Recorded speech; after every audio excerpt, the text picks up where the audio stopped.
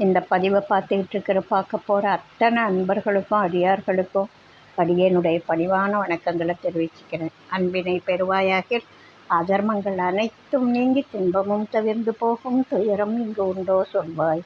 இந்த பதிவில் நம்ம என்ன பார்க்க போகிறோம் அப்படின்னு சொன்னால், ரெட்டியப்பட்டி சுவாமிகள் பராபரக்கண்ணி, அருமையான பராபரக்கண்ணி அது.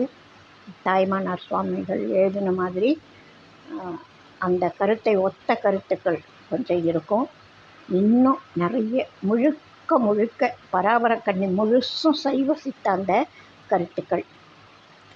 அந்த அருமையான கண்ணியில் என்ன சொல்லப்பட்டிருக்கோ அதை திருமூல நாயனார் சொல்லியிருக்காரு தன்னோட திருமந்திரத்தில் ஏற்கனவே.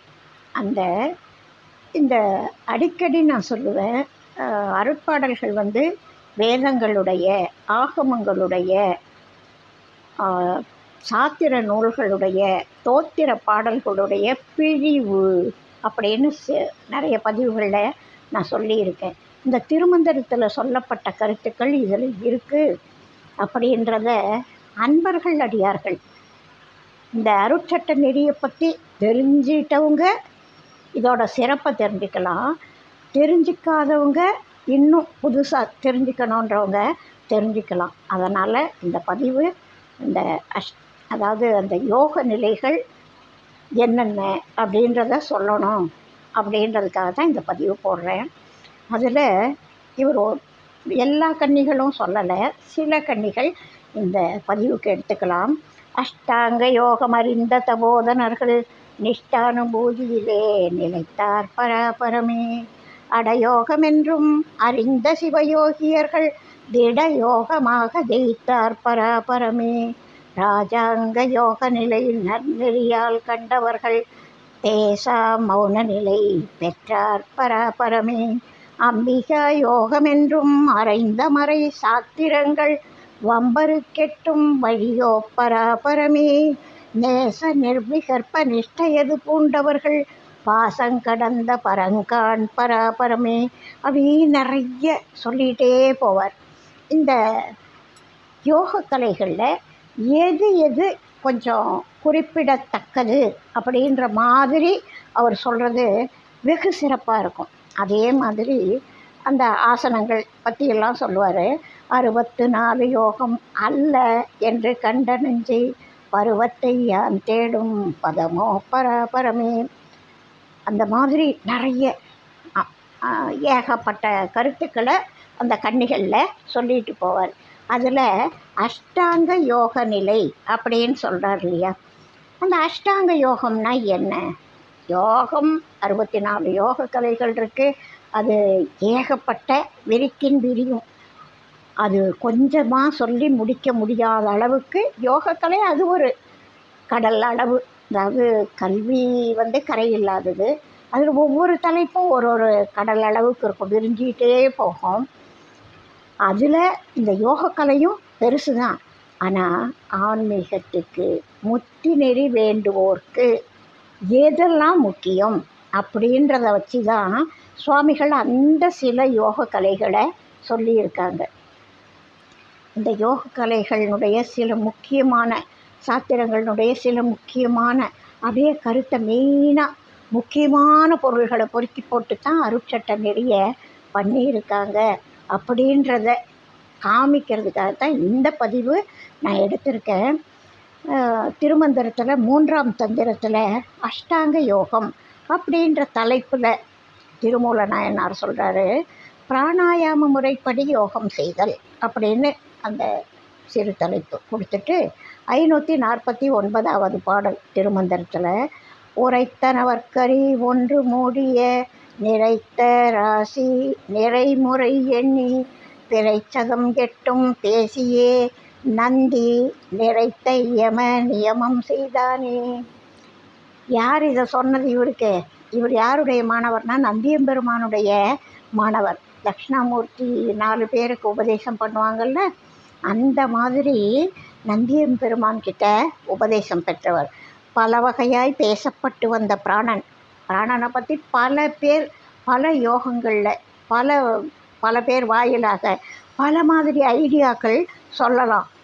ஒன்று இழுக்கப் பெற்றும் அது 12 விரற்கடை கழுத்துக்கு கீழும் மேலும் இயங்குமாறும் எண்ணி அஷ்டாங்க யோகத்தை எடுத்து கூறி குருநாதன் முறையாக தீமையை போக்குவதற்கும் நன்மையை பற்றுவதற்கும் வழிவகை செய்தான்.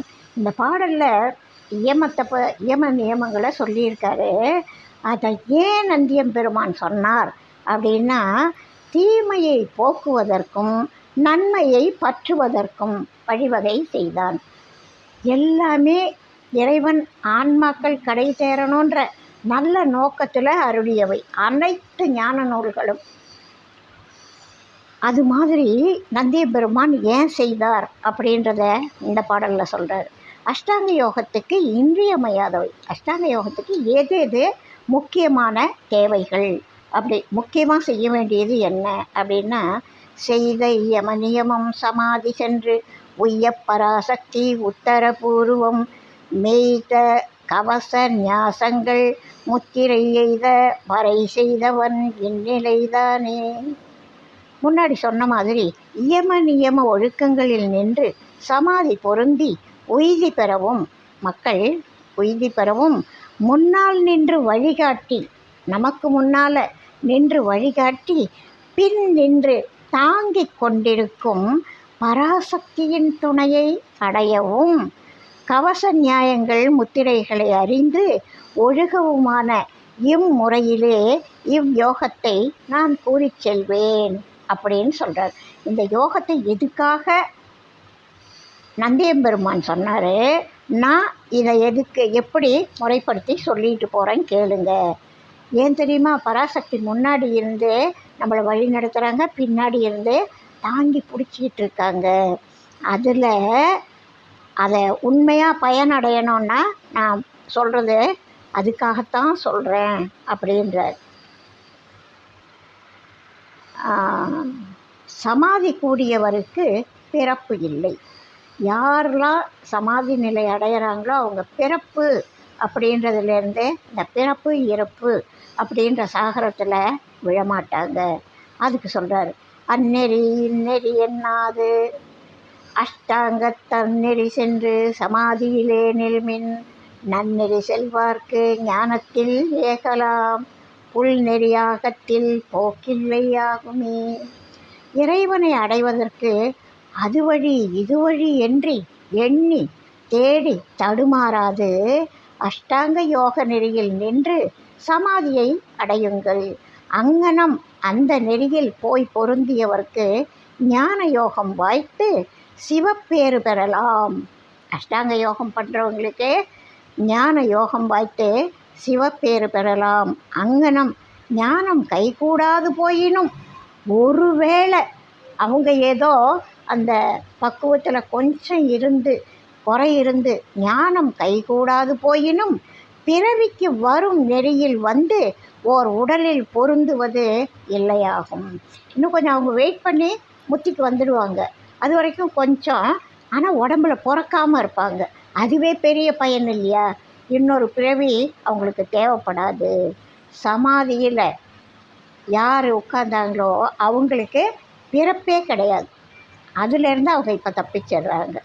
யோகத்துக்கு உரிய 8 நெறிகள் என்னென்ன?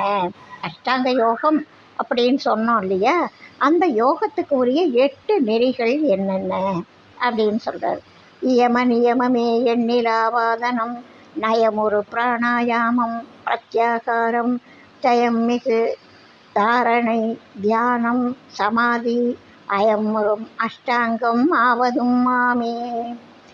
என்னென்ன 8 அப்படின்னு சொல்கிறார். இயமம் நியமம், பல வகைப்பட்ட ஆசன வகைகள், நன்மை உடைய பிராணாயாமம், பிரத்யாகாரம், வெற்றி மிக்க தாரணை, தியானம், சமாதி என்பவை நல்வினையர்க்கு கிட்டும்.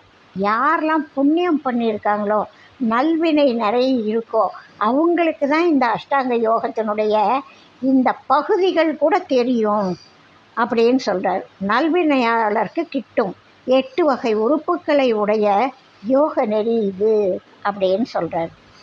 அதில் அந்த இயமம் அப்படின்னு தான் முதல்ல சொன்னார் இல்லையா, இயமம் நியமம் பல வகைப்பட்ட ஆசனங்கள், நன்மை உடைய பிராணாயாமம், பிரத்யாகாரம், வெற்றிமிக்க தாரணை வெற்றி அருளக்கூடியது.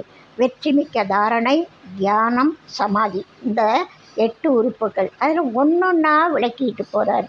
அடுத்தது சொல்கிறாரு, இயமத்தை பற்றி சொல்கிறார். இயமத்தை இடைவிடாது செய்ய வேண்டும். அது எப்படி இடைவிடாமன்னு, எவ்வளவு இடைவிடாமல் அப்படின்றாரு.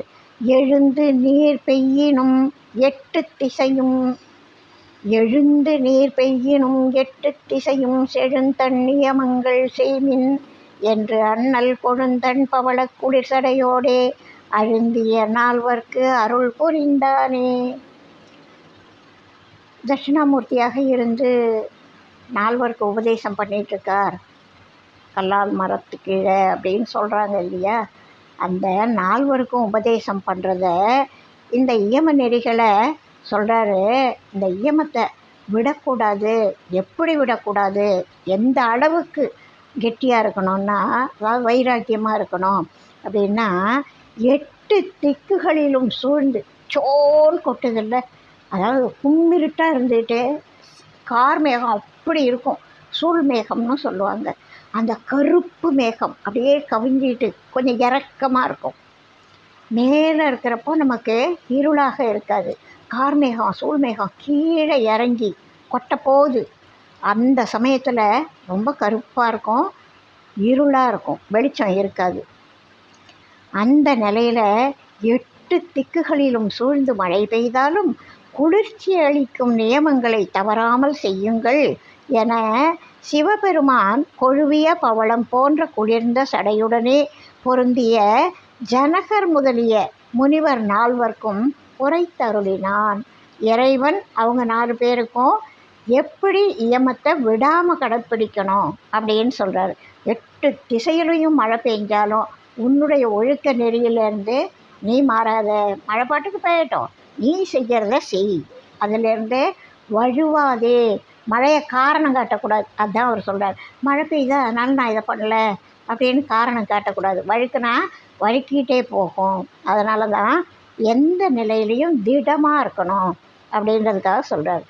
இயமத்தின் நிற்பவர் நீக்க வேண்டியவை. இந்த இயமங்களை கடைப்பிடிக்கிறவங்க எவ்வளவு வைராக்கியமாக இருக்கணும்னு சொன்னார். அடுத்து சொல்கிறாரு, அந்த இயமத்தை கடைப்பிடிக்கிறவங்க எதை நீக்கணும் அப்படின்னு சொல்கிறார். கொல்லான், பொய் கூறான், களவிலான், எண்குணன், நல்லான், அடக்கமுடையான், நடுச்செய்ய வல்லான், பகுத்து உண்பான், மாசு இலான், கள்காமமில்லான், இயமத்திடை நின்றானே. இந்த இயமத்தில் நிற்கணும்னா என்னெல்லாம் இருக்கக்கூடாது அப்படின்றத சொல்கிறாரு. அந்த கொல்லான், எந்த ஒரு உயிரையும் கொல்லணும் அப்படின்னு நினைக்கக்கூடாது. சுவாமிகள் சொல்லுவார், விஷ ஜந்துக்கள் நீங்கள் பார்க்க நேரிட்டால் கூட, உங்களை அது கிட்ட நெருங்கினா கூட ஆண்டவர் பேரை சொல்லிவிட்டு அதை தூக்கி கொண்டு போய் வெளியில் விட்டுருங்க, அதை அவர் பார்த்துக்குவார். அதை கொல்றதுக்கு நமக்கு உரிமை இல்லை அப்படின்னு சொல்லுவார். பகைவனுக்கு அருள்வாய் நன்னெஞ்சே, பகைவனுக்கு அருள்வாய், புகை நடுவினில் தீ இருப்பதை பூமியில் கண்டோமே.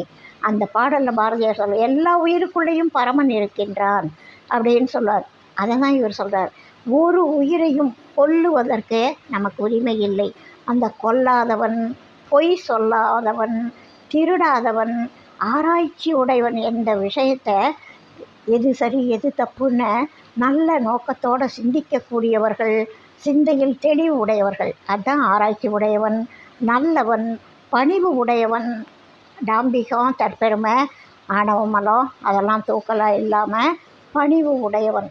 எல்லோருக்கும் நன்றாம் பணிகள், அவருள்ளும் செல்வர்க்கே செல்வம் தகைத்து அப்படின்வார். அது மாதிரி எல்லாருக்கும் நல்லது பணியறது. நீதியின் நின்று வழுவாதவன். ஒருத்தர் ஏதோ காசு கொடுக்குறாங்கன்னு பொய் சாட்சி சொல்கிறது, மாற்றி மாற்றி பேசுறது, வேண்டப்பட்டவங்களுக்காக பேசுறது, அதெல்லாம் இருக்கக்கூடாது.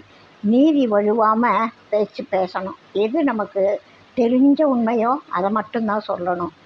அந்த நீதியை நின்று வழுவாதவன், பிறர்க்கு தன் பொருளை பகுத்து தருபவன். ஆசையினால் அப்படி இப்படி அறத்துலேருந்து வழுவக்கூடாது. தன்னுடைய பொருளை அடுத்தவங்க ஒருத்தர் வர்றாங்கன்னா ஒளிச்சு மறைச்சி வச்சிக்காம இல்லேன்னு பொய் சொல்லாமல் பகுத்துண்டு பல்லுயிர் ஓம்புதல் நூலோர் தொகுத்தவற்றுள் எல்லாம் தலை.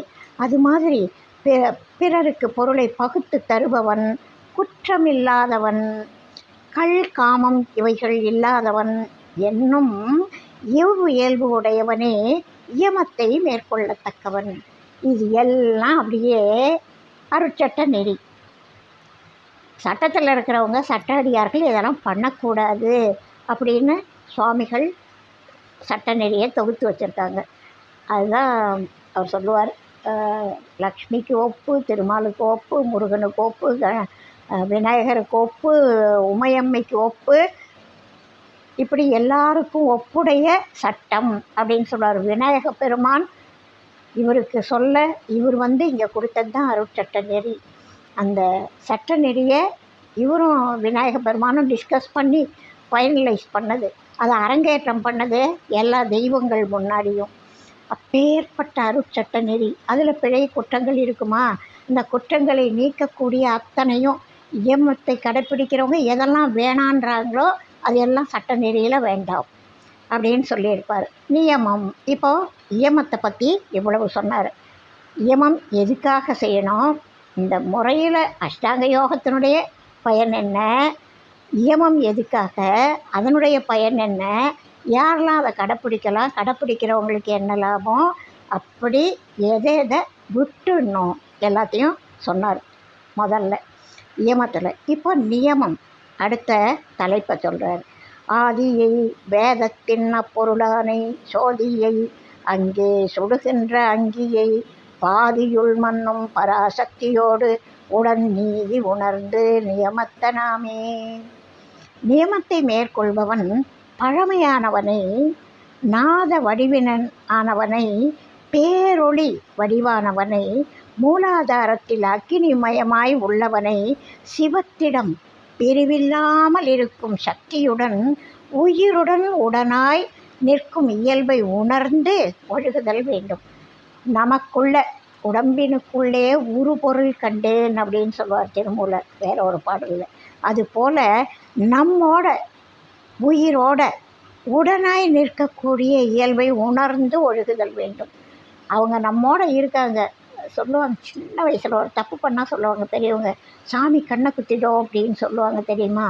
சாமி இப்படி கண்ணை குத்துறாரா இல்லையா அது யாருக்கும் தெரியாது. ஆனால் நமக்குள்ள ஒன்றாய் உடனாய் இருக்கும் இறைவனுக்கு தெரியாமல் இருக்குமா? அதனால் இவர் என்ன சொல்கிறாரு, நமக்குள்ள இறைவன் இருக்கிறத, அம்பாள் இருக்கிறத யோசிச்சிங்கன்னா அதுக்கேற்ற மாதிரி நீங்கள் உணர்ந்து ஒழுகுதல் வேண்டும். அது நியமம் அப்படின்னு சொல்கிறார். நியமத்தில் நிற்பவனுக்கு உரிய 10 குணங்கள், அங்கே 8 குணங்கள் நியமத்தில் சொன்னார். இங்கே நியமத்தில் நிற்பவனுக்குரிய 10 குணங்கள் என்னென்ன?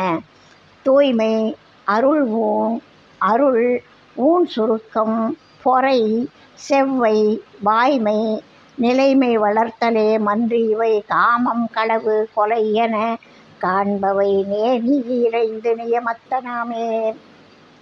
நியமத்தில் நிற்பவன் தூய தன்மையுடையவனாக இருக்கணும். அருள் தான் எல்லாத்துக்கும். அன்பு அருள் தான் சகலமும். அன்பு அருள் சத்தியம் இதுதான் இறைவனுக்கு ரொம்ப உகந்த விஷயம். அந்த தூய தன்மை உடையவனாக இருக்கணும். அருள் இருக்கணும் மனசில். சுருங்கிய உணவு, அதாவது நிறைய உண்டி, அதாவது விருப்பத்துக்காக உண்டி எடுத்துக்காமல் குறைஞ்சபட்ச தேவை, இந்த உடம்பு இயங்கிறதுக்கு என்ன குறைஞ்சபட்ச தேவையோ அது எடுத்துக்கணும். சுருங்கிய உணவு, பொறுமை, எல்லாத்துக்கும் பதட்டப்படுறது, கோவப்படுறது இல்லாமல் பொறுமையோடு இருக்கணும். நேர்மை, உண்மை, உறுதி உடைமை ஆகியவற்றை வளர்த்தலும், மற்ற காமம், களவு, கொலை என்னும் இவற்றை தீயவை என ஒதுக்கலும் என்ற இவை 10ஐயும் மேற்கொண்டு நிற்றல் வேண்டும். நியமத்தில் நிற்கிறவங்க இதெல்லாம் செய்யணும். நியமத்தான் செய்ய வேண்டிய 10 செயல்கள், 10 குணங்கள் முதல்ல சொன்னார். இப்போ 10 செயல்கள் சொல்கிறாரு.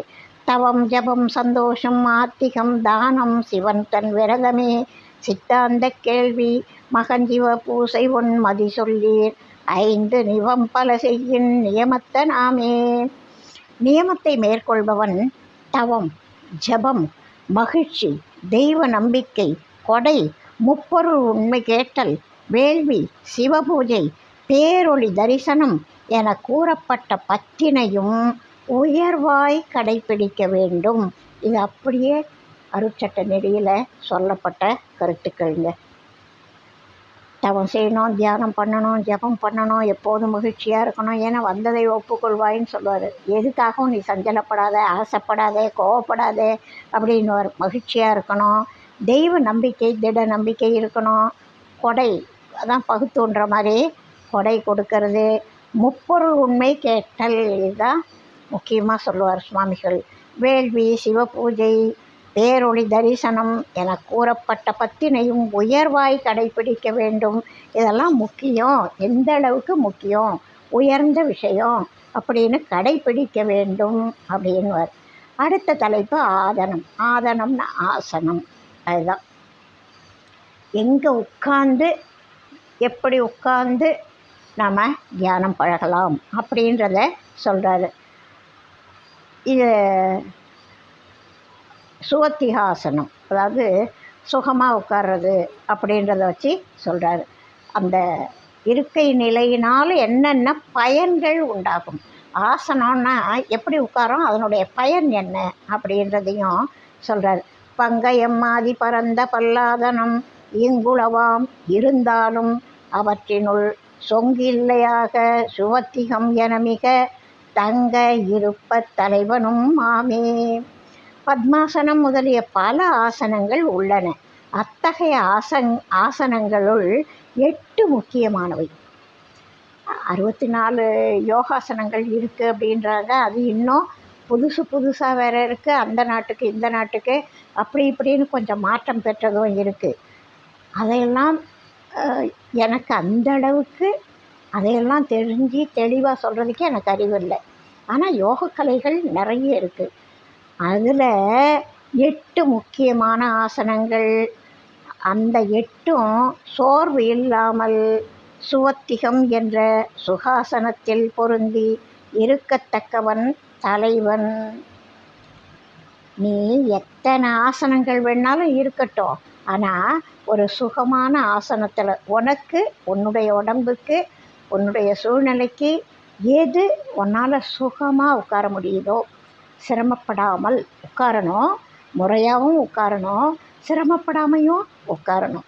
அதுபோல் அதுக்கு பேர் அந்த நீ சுகமாக உட்கார்றதுக்கு, அதாவது ரொம்ப நேரம் உட்கார்றோம், ஒரு விஷயத்தை சிந்திக்கிறோன்னா உடம்பு வருத்தப்பட்டால் மனசு உடம்பு கூட போய் சேர்ந்துக்கும், சிந்திக்கிற விஷயத்தில் கோளாறு ஏற்படும்.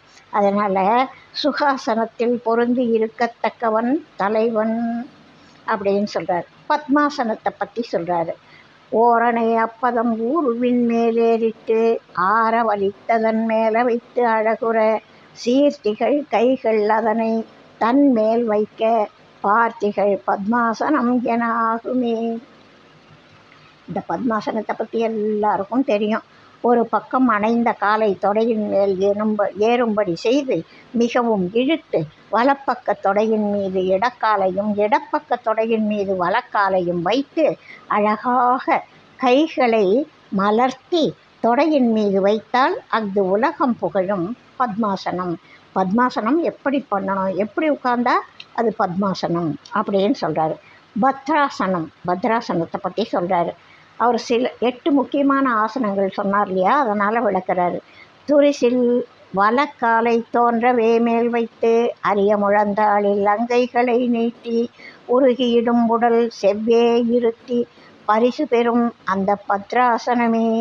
குற்றமற்ற வலக்காலை இடப்பக்கம் தொடையின் மீது விளங்குமாறு வைத்து முழங்காலின் மீது கைகளை நீட்டி தளரும் உடலை செம்மையாக இருக்கச் செய்து நன்மையை அடைவது பத்ராசனம் அப்படின்னு சொல்கிறார். பத்மாசனத்தில் கொஞ்சம் ஒரு கால் கொஞ்சம் குறையிறது, அந்த முறை தான் பத்ராசனம் அப்படின்றார். குக்குடாசனம் பற்றி சொல்கிறாரு. ஒக்க அடியினை ஊருவில் ஏறிட்டு முக்கிய உடலை முழங்கை இதனில் ஏற்றி தொக்க அறிந்து துளங்காது இருந்திடில் குக்குடாசனம் கொள்ளலும் ஆமே. பத்மாசனத்தில் சொல்லப்பட்டது போல் கால்கள் இரண்டையும் தொடையின் மீது ஏற்றி முக்கி உடலை முழங்கை வரை தூக்கி நிறுத்தி உடலின் சுமை கைகளில் தங்குவதற்கான சமநிலை தெரிந்து அசையாதபடி இருந்தால் அது குக்குடாசனம் ஆகும். எனக்கு ஆசனங்களை பற்றி நிறைய தெரியாது. சில ஆசனங்களில் உட்கார்ந்து பார்த்துருக்கேன், அதுவும் சின்ன வயசில். இப்போ வயசானதுக்கு அப்புறம் அந்த எந்த ஆசனங்கள், பத்மாசனம் சின்ன வயசில் அப்பா உட்கார வைப்பாங்க. அந்த இப்படி போடுங்க இப்படி போடுங்கன்னு சொல்லி உட்கார வைப்பாங்க. அதனால் பத்மாசனம் ரொம்ப நல்லா வரும். இப்போ அதெல்லாம் இல்லை. அடியார் பெருமக்கள், இதை இடையில என்னோட பலகீனத்தை சொல்கிறதுக்கு எல்லாரும் மன்னிக்கணும். அது உட்கார்ந்த ஞாபகம். சிம்மாசனம் அப்படின்னு சொல்கிறார். குக்குடாசனத்துக்கு அடுத்தது சிம்மாசனம் சொல்கிறார். பாதம் முழந்தாளில் பாணிகளை நீட்டி ஆதரவோடும் வாய் அங்காந்து அழகுற கோதில் நயனம் கொடி மூக்கிலே உறச் சீர்த்திகள் சிங்காதனம் எனச் செப்புமே. இந்த உட்கார்ற முறையை சொல்கிறார். பார்வை அங்காந்து, வாயே திறந்துருக்கணும், அங்காந்து இருக்கணும், மேலே பார்த்து இருக்கணும் அப்படின்னு சொல்கிறார். பாத நுனிகளை பூமியில் ஊன்றி சிம்மாசனம் எப்படி இருக்கணும் அப்படின்றத சொல்கிறாரு. பாத நுனிகளை பூமியில் ஊன்றி முழங்காலில் கைகளை நீட்டி அன்புடன் வாயை பிளந்து கொண்டு குற்றமற்ற கண்களை நாசிகாக்கிரம் என்னும் புருவ நடுவில் வைத்திருப்பது சிம்மாசனம் ஆகும்.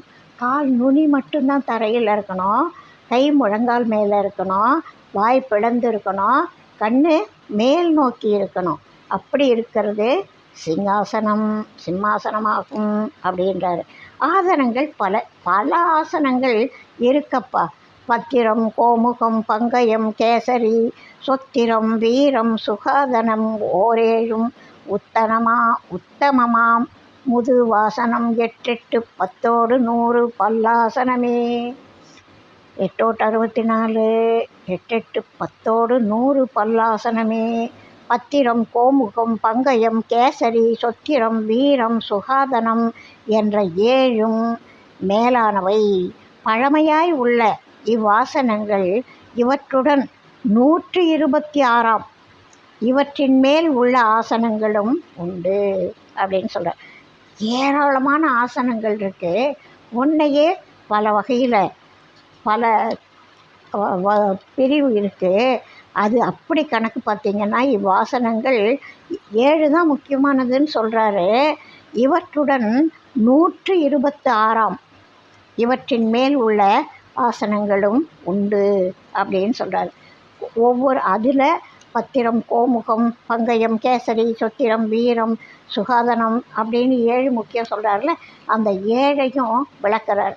கோமுகாசனம் அப்படின்னா எப்படி உட்காரணும், வீராசனம், சுகாதனம் இதெல்லாம் எப்படி உட்காரணும் அப்படின்றத விளக்கிட்டு போகிறார். நாம் அடுத்தது முக்கியமான தலைப்பு பிராணாயாமம் அங்கே வந்துடுவோம்.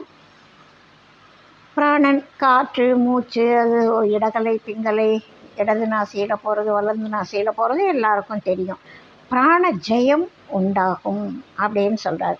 ஐவர்க்கு நாயகன் அவ்வூர் தலைமகன் உய்ய கொண்டேறும் குதிரை மற்றொன்றுண்டு மெய்யர்க்கும் பற்று கொடுக்கும் கொடாது போய் பொய்யரை துள்ளி விழுந்திடும் தானே.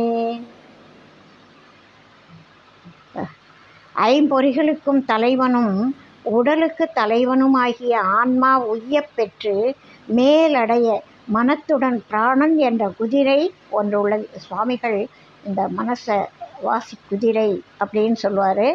குதிரை அப்படின்னு பல 3-4 இடங்களில் அதை சொல்கிறாரு. அது உடலை விட்டு அகண்டத்தை பற்றி நின்றவர்க்கு வயப்பட்டு நிற்கும். இந்த உடலை விட்டு அகண்டத்தை பற்றி நிற்பவருக்கு வயப்பட்டு நிற்கும்.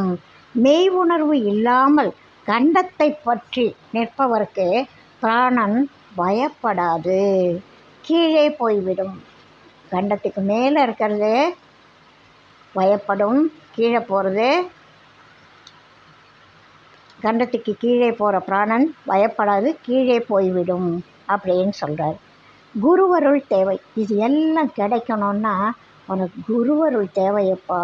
முக்கியமானவரை புடி, அப்போ தான் இது எல்லாமே உனக்கு சித்திக்கும். ஆரியன் நல்ல குதிரை இரண்டுள வீசி பிடிக்கும் விறகறிவார் இல்லை, கூரியநாதன் குருவின் அருள் பெற்றால் வாரி பிடிக்க வசப்படும் தானே.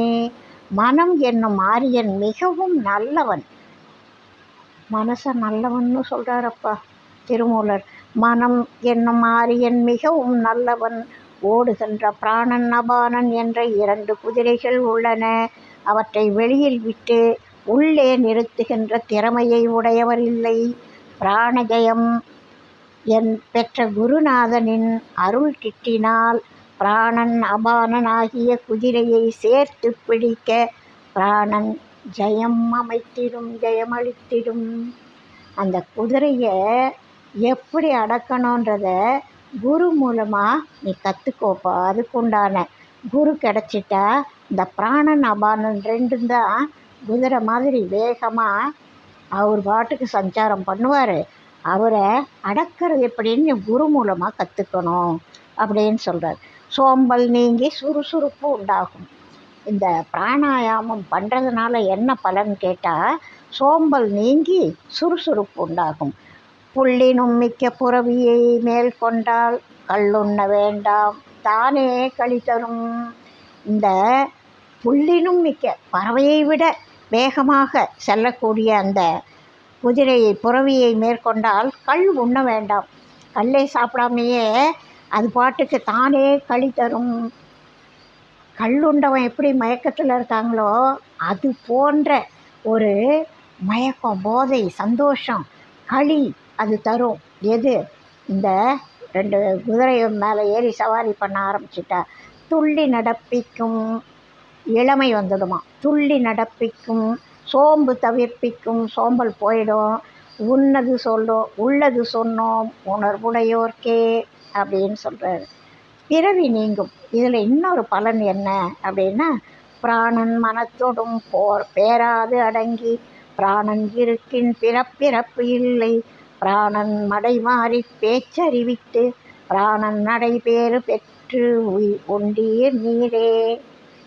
உலகை எண்ணாதவனுக்கும் பிராணனும் மனனும் ஒடுங்கி அடங்கி பிறப்பு இறப்பு இல்லை. அந்த மனசு அடங்கி ஒடுங்கிடும், பிறப்பு இருப்பு இல்லாமல் ஆயிடும். சீவன் தனி வியக்தியில் வைகரி வாக்கு தோன்றி பிராணனும் நிலை தடுமாறி பிராணன் ஒடுங்காத போது பிறப்பு இறப்பில் உழல்வர். அந்த பிராணன் ஒடுங்காத போது தான் பிறப்பு இறப்பில் உழல்வாங்க. இவங்க இது மாதிரி பிராணனை கட்டி பிடிச்சிட்டாங்க, அடக்கி வச்சாங்க, கீழ் நோக்கி சஞ்சாரம் பண்ண விடலை அப்படின்னா அவங்களுக்கு முதுமை போய் இளமையே வந்துடும் அப்படின்றாரு. பிராணாயாமம் செய்யும் முறை சொல்கிறார். ஏறுதல் பூரகம் 8 வாமத்தால், ஆறுதல் கும்பம் 64 ஊறுதல் 32 அதிரேசகம், மாறுதல் ஒன்றின் கண் வஞ்சகமாமே. இது சுவாமிகள் சொல்லியிருக்காரு வேற ஒரு பாடலில். 16 மாத்திரை அளவு இடப்பக்கத்தில் உள்ள நாசித்துளையில் காற்றை உள்ளுக்கு இழுத்தல் பூரகம். 64 மாத்திரை அளவு இழுத்த காற்றை உள்ளே நிறுத்துதல் கும்பகம். 32 மாத்திரை கால அளவு வலப்பக்கம் துளையில் காற்றை மெல்ல விடுவது ரேசகம். முன்னே சொல்லிய முறைக்கு மாறாக வலப்பக்கம் நாசித்துளையில் காற்றை இழுத்து நிறுத்தி இடப்பக்க நாசித்துளையில் விடுவது வஞ்சனை. உங்களுக்கு அது நல்லதில்லை அப்படின்னு சொல்கிறார். இளமையுடன் இருக்கலாம். வழியினை வாங்கி வயற்றில் அடக்கில் பளிங்கொத்து காயம் பழுக்கினும் பிஞ்சாம் தெளிய குருவின் திருவருள் பெற்றால் வழியினும் வேட்டு அழியனும் மாமே அப்படின்னு சொல்கிறார். இந்த இடகலை வழியாக பூசிக்க சிறப்பு உண்டாகும் அப்படின்னு சொல்கிறார். கும்பகம் செய்கிறதோட பயன் என்ன அப்படின்னு சொல்கிறார். சுவாமிகள் இந்த கருத்துக்களையும் சொல்லிட்டு போகிறாரு. கும்பகத்தால் அருள் உண்டாகும் அப்படின்னு சொல்கிறாரு திருமூலர். மேல் கீழ் நடுப்பக்கம் மிக்கு உரப்பூசித்து பாலாம் ரேசகத்தால் உட்பதிவிட்டு மாலாகி முந்தியுள் கும்பித்து வாங்கவே ஆலாலம் உண்டான் அருள் பெறலாமே. இறைவனுடைய அருளை பெறலாம் அந்த கும்பகத்தால் அப்படின்னு சொல்கிறாரு. கும்பகத்துக்கு உரிய அளவு சொல்லியிருக்காரு. இதையும் சுவாமிகள் ஒரு இடத்துல சொல்லி காட்டுவார். வாமத்தில் 8 மாத்திரை பூரித்து ஏமுற்ற 32 ரேசித்து காமுற்ற பிங்கலை கண்ணாக இவ்விரண்டு ஓமத்தால் 8 கும்பிக்க உண்மையே அப்படின்றார். இடகலை வழியாய் 16 மாத்திரை கால அளவு பூரகம் செய்து விரும்பத்தக்க பிங்கலையில் 32 மாத்திரை கால அளவு ரேசகம் செய்து பூரித்தலும் ரேசித்தலும் ஆன வேள்வியால் 64 மாத்திரை கால அளவு கும்பகம் செய்ய உண்மையானது விளங்கும் அப்படின்னு சொல்கிறார். ரேசக பூரகத்தை பற்றி சுவாமிகள் அழகாக சொல்லியிருக்காங்க. காலனை கடக்கலாம். இதனால் காலனை, அதாவது யமபயம் இல்லாமல் போகும், உடம்பில் மாற்றம் உண்டாகும், புறப்பட்டு போக்கு திரிகின்ற வாயுவை நெறிப்பட உள்ளே நின்மலமாக்கில் உறுப்பு சிவக்கும் ரோமம் கருக்கும். நரைச்ச முடியும் கருப்பாகுமா. புறப்பட்டு போகான் புரிசடையோனே. நம்மளை விட்டு இறைவன் விலகி போகமாட்டார். உயிர்ப்பாய் வெளியில் வந்து தெரியும் காற்றை முறையான கும்பகத்தால் உள்ளே தூய்மை செய்தால் உடல் உறுப்புகளில் குருதி ஓட்டம் நன்கு பாய்ந்து சிவந்து நிற்கும். தலைமுடி மயிர் கருத்து தோன்றும். ஒளிக்கதிர்களால் சூழப்பெற்ற ஆத்மன் உடலில் நிலையாய் நிற்பன் அப்படின்றார். 5 வடிவம் இதனால் பெறலாம் அப்படின்றார். கூடம் எடுத்து குடிபுக்க மங்கையர் ஓடுவர் மேலுவர் 12 அங்குலம் நேடுவர் என்ன விரல் கண்டிப்பர் 4 விரல் கூடிக்கொளின் போல அஞ்செழுத்தாமே. நீடுவர் எண் விரல் கண்டிப்பர் 4 விரல் கூடிக்கொளின் போல அஞ்செழுத்தாமே. உடலை இடமாக கொண்ட பிராணசக்தி குழந்தையாக இருந்தபோது, நாம குழந்தையாக இருந்தபோது 12 விரல் அளவு நீளம் சென்றும் புகுந்தும் இருந்தனர். வயது முதிர்ந்த போது தொண்டைக்கு மேலே தலையில் செல்லும் 4 விரல் அளவை துண்டித்து 8 விரல் அளவே செயல்படுகின்றனர். முதுமையில் அளவு குறையுது. மேலே தடை செய்யப்பட்ட 4 விரல் அளவும் செயல்படுமாறு செய்து கொண்டால் பயிற்சியாளர் 5 எழுத்தை அந்த வடிவத்தை பெறலாம் அப்படின்னு சொல்கிறார். அந்த மூச்சு பயிற்சியினால் 5 எழுத்தையே அடையலாம் அப்படின்னு சொல்கிறார். துரிய புவியில் இருக்கலாம். 12 ஆனைக்கு பகல் இரவு உள்ளது. 12 ஆனையை பாகன் அறிகிலன். 12 ஆனையை பாகன் அறிந்த பின் 12 ஆனைக்கு பகல் இரவாமே. பகல் இரவு இல்லையே அப்படின்றார். 12 விரல் அளவு செயற்படும் பிராணனான கதிரவனுக்கு பகல் என்றும் இரவு என்றும் காலங்கள் உண்டு. மூக்கிலிருந்து தொண்டை வழியாக கீழ் நோக்கி பாய்வதால் தலையில் உள்ள ஆன்மா அறியவில்லை. சுவாசம் இப்படி கீழே போயிட்டுறதுனால ஆன்மா அறிய மாட்டேங்குது. கீழ்முகம் போகாமல், கீழ் நோக்கி அந்த சுவாசம் போகாமல் மேல்முகம் கொண்ட பிராணனை, மேல் நோக்கி கொண்ட பிராணனை ஆன்மா அறிந்தால் பிராணன் என்ற கதிரவன் இரவு பகல் இல்லாமல் எப்போதும் ஒளி வீசி கொண்டிருப்பான் நமக்குள்ள அப்படின்றார்.